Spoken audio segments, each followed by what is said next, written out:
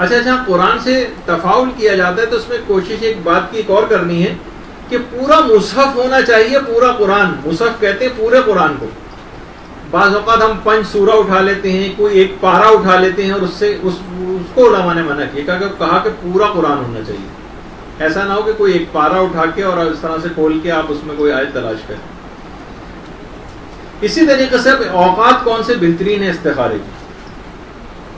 دیکھیے بہترین اوقات کون سے ہیں؟ یا تو فجر کی نماز کے سجدے میں آپ یہ استخارہ کریں، یا نماز شب کے سجدے میں یہ والا استخارہ کریں، یا مثلا جیسے میں نے پہلے سے کہا تھا نافلہ صبح کے سجدے میں استخارہ کریں، وہ دعا جو پڑھی جاتی ہے.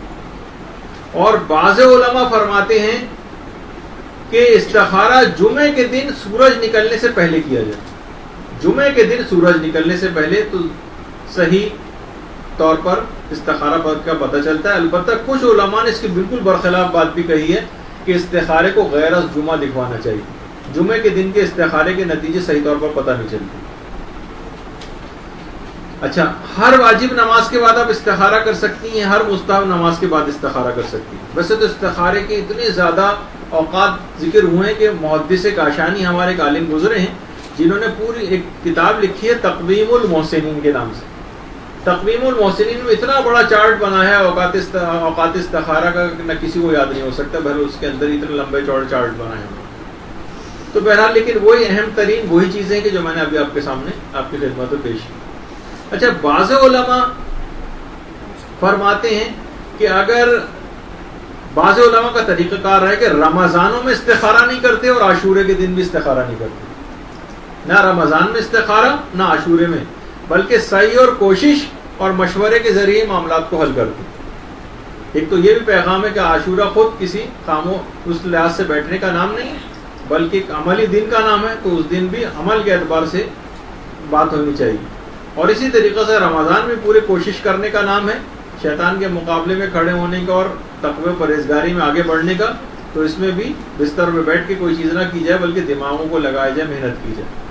تو رمضان میں اور عاشورہ میں اکثر علماء کا طریقہ کار ہے کہ وہ استخارے نہیں کرتے. اچھا، بہترین جگہ استخارے کی کون سی کہ جہاں کے نتیجے بالکل ٹھیک ٹھیک آتے ہیں؟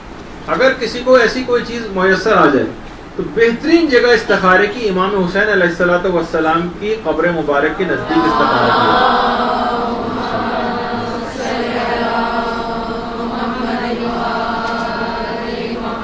خاص طور پر بالائے سر، جس جگہ پہ سر مقدس ہے والی جگہ، اگر وہاں پر اگر استخارہ کیا جائے تو اور زیادہ بہتر ہے.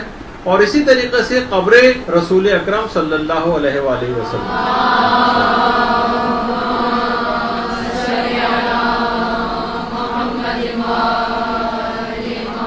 یہاں پیغمبر اسلام کی قبر ہے اندر.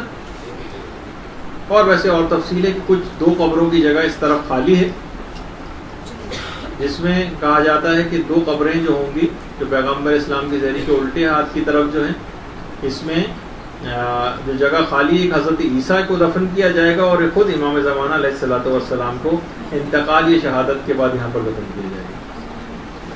تو بہرحال ایک قبر رسول کے پاس، یہاں پہ ویسے خواتین کو تو اس طرف نہیں آنے دیتے، یہاں پر سامنے سے مرد حضرات صرف فقط گزر سکتے ہیں. تو اگر کوئی یہاں پہ کھڑے ہو کر کوئی کسی چیز کا استخارہ کرنا ہے تو بہترین جگہ یہاں پر. یا مثلا جہاں ہمارے چاروں ائمہ، چوتھے امام، پانچویں امام، چھٹے امام اور امام حسن علیہ الصلوۃ والسلام درود بھیجتے ہیں،